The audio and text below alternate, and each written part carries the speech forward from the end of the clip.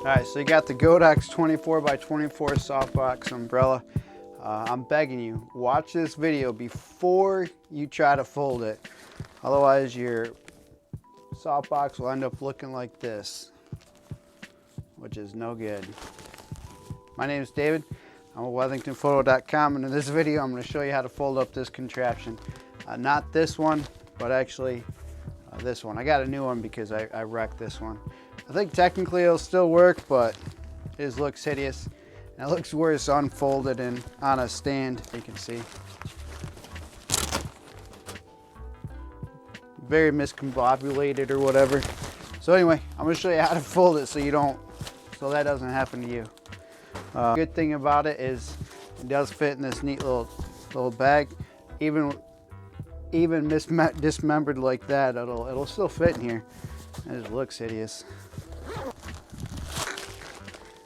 Alright, so this is the real one. This is a good one. It folds a lot like a 5-in-1 reflector. A couple of very most important critical step you can do when folding this is you got your book spine right here, this thing right here, book spine, that's what I'm calling it. So it opens up like a book, and you grab this end with the book closed right in the middle, and then you can fold it like a 5-in-1 reflector, and it'll fold up for you and then fit back in the bag. So once again, you got your book cover, open it up like a book, just grab the one ends right there, then you can grab the middle and the end and then fold it back up.